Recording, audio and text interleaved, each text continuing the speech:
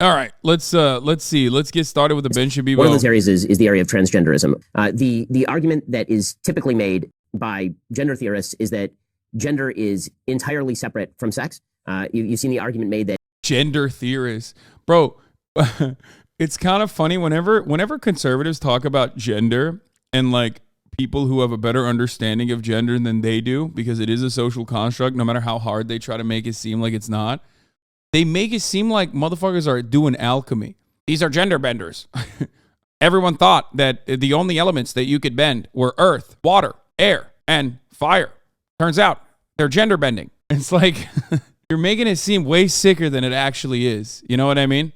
That it makes no difference on average if men are stronger than women are, and that if we were to allow transgender women to compete with non-transgender women, then this would somehow not disadvantage biological women. And this seems to me absolutely ascientific, that if we're actually going to have a discussion about gender and sex, that should be based in data, which suggests that mammals are in... Wait, I'm confused. Why did you just say gender and sex?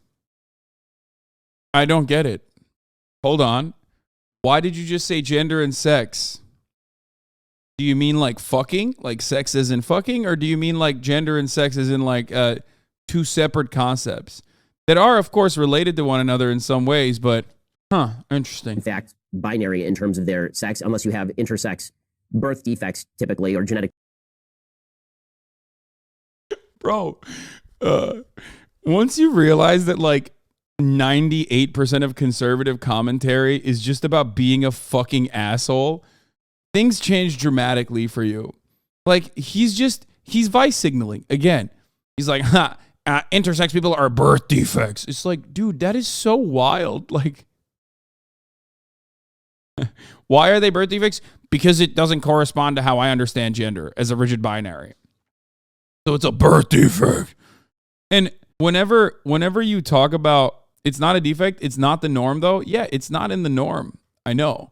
But what is funny about this is like, okay, what's the argument there? Are you going to make a natural argument for sex, like biological sex in the animal kingdom? Because, motherfucker, seahorses are out here developing ovaries and shit when there's not enough ladies around. You know what I mean? There's no part of the fucking... Appealing to nature is already stupid. It's already a logical fallacy, right?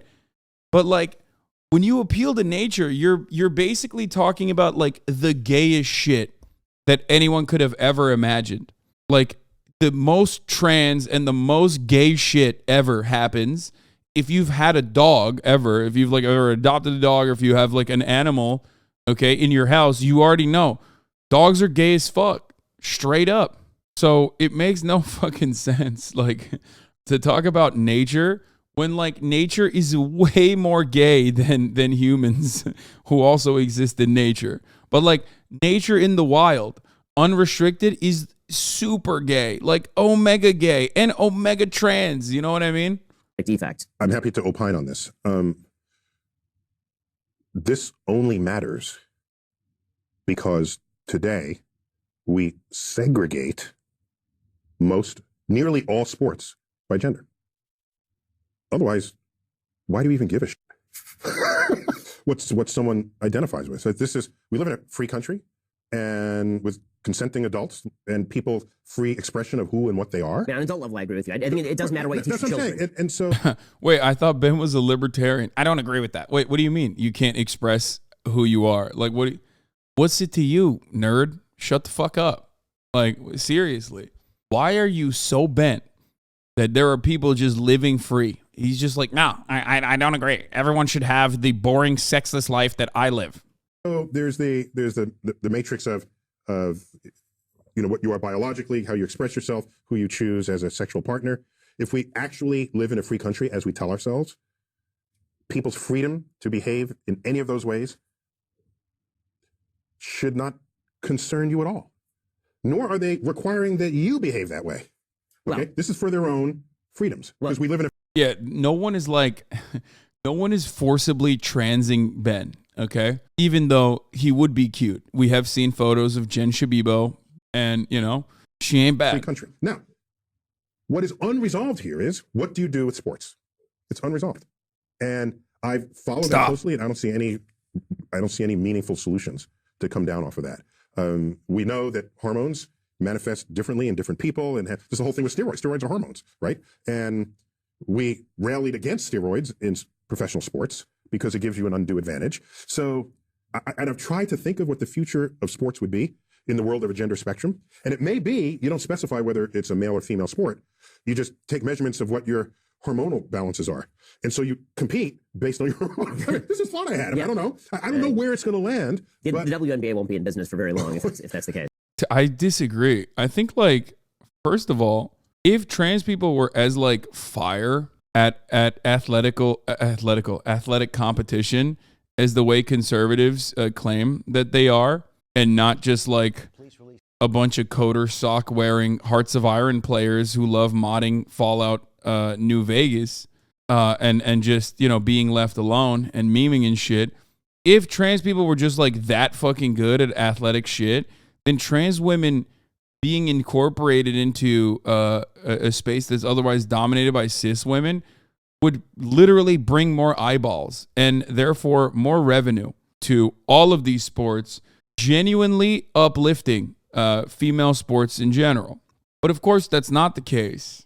Like, it just comes from a place of living in fear and in, I guess, in an otherwise insulated existence where you are so far removed from the existence of like real trans people in the real world. Yeah, I mean, if you disagree with me, I am always willing and able to understand your position. Terrible take. Look at that trans woman who won a national championship. What do you mean? That's like one person, and she didn't even win. She got 5th place. She lost to like 4 cis women.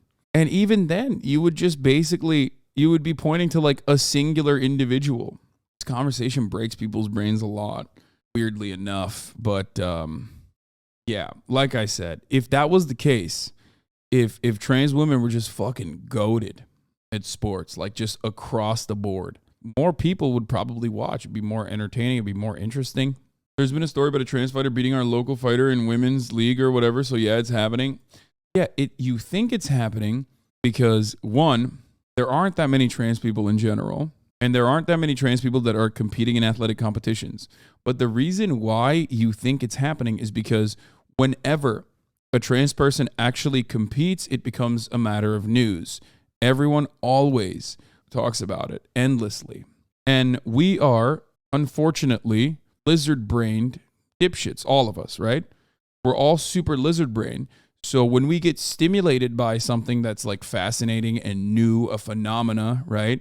We immediately have this bias called recency bias, where we assume that this is happening way more frequently. It's both recency bias and also, I guess, it's just our biases that are plugging the holes that we have. I mean, there is basically another analogous comparison that I can give with respect to the Nashville school shooting, which was conducted by a trans man, an AFAB, assigned female at birth, trans man, did the Nashville shooting. And it was the reason why I'm explaining it with these terminology that maybe some people will, why does it matter that they're trans? Exactly. No, that's my point. That's the point that I'm making. It doesn't matter, right? This is America. This is the United States of America. Everyone does mass shootings. And we know that over the course of the past 5 years, almost 3,000 mass shootings have occurred. And the overwhelming majority, like almost all of them, have been done by cis men, right? There have been 3 trans people that have done mass shootings over the course of the past 5 years. There have been almost 3,000 mass shootings, and yet they make it seem as though, like the right loves to make it seem as though like trans people are out for blood, right? It's not a thing. It's not like a commonplace occurrence. And the facts do not correspond to your feelings in that regard, but it doesn't matter. It doesn't matter because it's vibes based. Isn't the reverse is true, though? Achievements are further highlighted by whether they're trans or not? No. Trans victories, albeit very, very rare, are highlighted in the media to say, look, they're always, because the corresponding biases that people have is that trans women are biologically men and therefore have the same advantage that like cis men have over cis women. So they point to that to say, this will wreck sports. It's not fair. Of course, no part of sports is supposed to be fair. That's why sports is fun. But people hyper-focus on it. People hyper-focus on it and cut these kinds of arguments, cut these kinds of videos to instill transphobia. It can be as like unrelated to like people's daily existence, whether it be like, you know, the one 14-year-old trans girl that's like doing a high school swim meet versus it could be something like the school shooting where it's like, this is how all trans people are. This is how all trans people are.